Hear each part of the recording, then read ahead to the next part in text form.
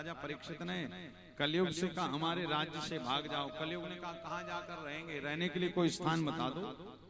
तब राजा परीक्षित ने कलयुग को कहां कहां स्थान दिए, सुनिए कि द्योतम पानम स्त्रिया सूना यत्र धर्मश्चतुर्विधा।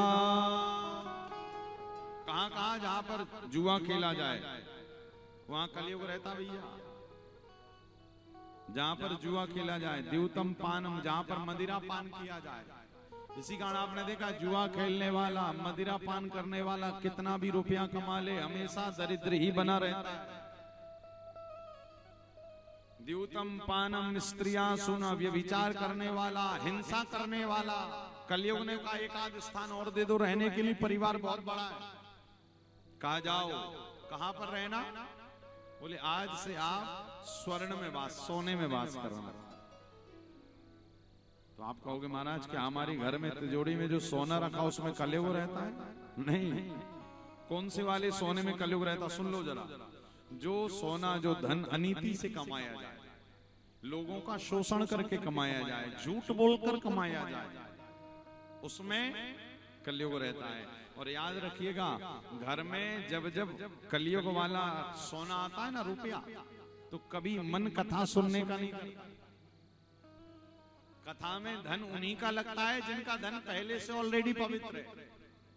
आप कितना भी प्रयास कर लीजिए, घर पर यदि बुरा वाला धन आया है ना, तो आपका मन कभी कथा में लगाने का नहीं करेगा। आपका मन करेगा भैया काम करो, चलो बढ़िया सी पार्टी करी जाए। क्या एक काम करो, मंदिरालयों में खर्च किया जाए। मंदिर में तो उन्हीं का लगता है जिनका धन पहले से ही शुद्ध है।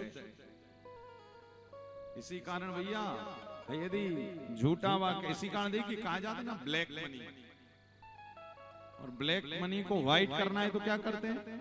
बोलते ब्लैक मनी को यदि व्हाइट करना है तो फिर दशांश नहीं, फिर तो आधा ही ठाकुर जी में लगाना पड़ता। तो ब्लैक से फिर व्हाइट हो जाता। तो यहां पर भी कलयुग ने 5 स्थान मांगे, स्वर्ण में भी स्थान मांगा। स्थान मांगकर कलयुग वापस गया और राजा परीक्षित ने क्या किया? कहते हैं जहां पर पांडवों की पुरानी वस्तुएं रखी हुई थी उसमें एक सोने का मुकुट भी रखा था।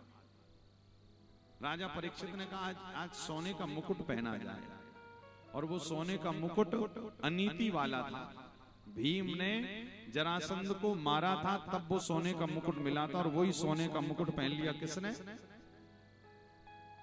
सोने का मुकुट पहन लिया राजा परीक्षित ने। और अभी अभी क्या वरदान देकर आए कलयुग को कि जाओ आज से सोने में वास करना। और जैसे मुकुट पहना कलयुग प्रवेश कर गया।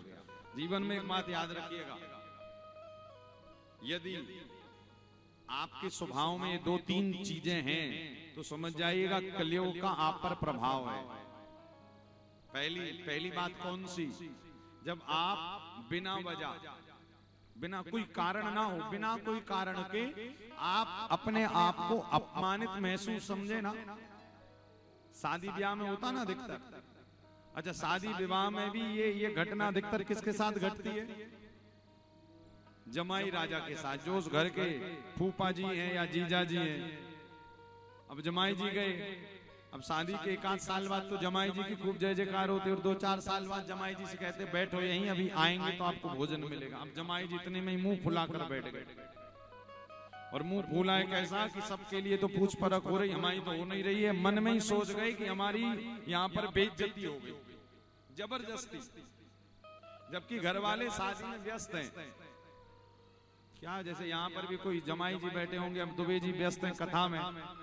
अब इनके यहाँ भी कोई मामा जी, फूफा जी, जीजा जी, मौसा जी कोई आए होंगे, वो कहेंगे भैया तुम तो अपनी कथा ही कर लो। क्यों? तुम्हें तो हमारा ध्यान ही नहीं। तो वो कहेंगे इतनी बढ़िया सब व्यवस्था चल रही है, कथा चल रही है, भोजन चल रहा है, पाओ और क्या करें। नहीं, हम आए तो हमारे पैर नहीं धुलाए आपने, चलो हम भी देखेंगे। अब ये क्या है? ये जबरदस्ती का होता है कि नहीं होता? अब जब जमाई राजा जब नए नए शादी होकर जाते थे तो साले साहब बढ़िया घिस घिस कर धोते थे पाँव। तो जीजा जी कहते थे बा बा साले बा। 6 महीना बाद अब साले ने कहा चलो हाथ में ही पानी दे दिया कि हाथ पैर आप ही अपने से धो लो। और एक साल बाद साला पहले पूछता कहीं आ तो नहीं रहे? बोले नहीं आज आने वाले। अच्छा, जैसे ही आने वाले होते तो पहले कहीं निकल जाते। तो कलयुग का प्रभाव स्वभाव पर पहला भाव कौन सा? कि जब हम अपने आप को जबरदस्ती अपमानित महसूस करें। और दूसरा स्वभाव कौन सा? बोले जब हम अपने से किसी बड़े के द्वारा, हम पद में यदि बड़े हैं, आयु में यदि हम बड़े हैं, छोटे और हमसे कोई बड़ा है और हम उसके द्वारा अपना सम्मान चाहने लगे, तो अब समझ जाइए आपके अंदर भी कलयुग प्रवेश कर गया। इसी कारण हमेशा अपने से बड़ों, यदि अब जैसे हम व्यासपीठ पर बैठते हैं तो सब लोग प्रणाम ही करते हैं, किंतु हमारे अंदर का भाव यही रहता है कि वो हमें प्रणाम करते उसके पहले हम हाथ जोड़ लेते। भैया यदि बड़े हैं तो हम मानसिक उनको भी प्रणाम कर लेते। क्यों? आप बड़े हो, ये भाव रहना चाहिए। यदि ये भाव जीवन में नहीं है तो भैया फिर याद रखना, फिर आपको कलयुग के प्रभाव से कोई बचा नहीं सकता। और कलयुग का सीधा प्रभाव हमारी मति में ही होता है, मन में ही होता है। आज राजा परीक्षित सबका खूब सम्मान करते थे, किंतु जब सिर पे सोने का मुकुट धारण किया तो कॉलर अपने आप एकदम बहुत हाई लेवल पे पहुंच गया, सिर एकदम ऊंचा चला गया। क्यों? सिर पे सोने का मुकुट आ गया ना, तो जरा एटीट्यूड आ गया। अब जब आया तो कहते हैं गए समीक ऋषि ध्यान में बैठे हुए थे। राजा परीक्षित ने कहा बताओ, हम इतने बड़े राजा परीक्षित आए और समीक ऋषि उठकर खड़े नहीं हुए। तुरंत अपने आप को अपमानित महसूस समझकर समीक ऋषि के गले में तक्षक नाम का मृत सर्प डाल दिया।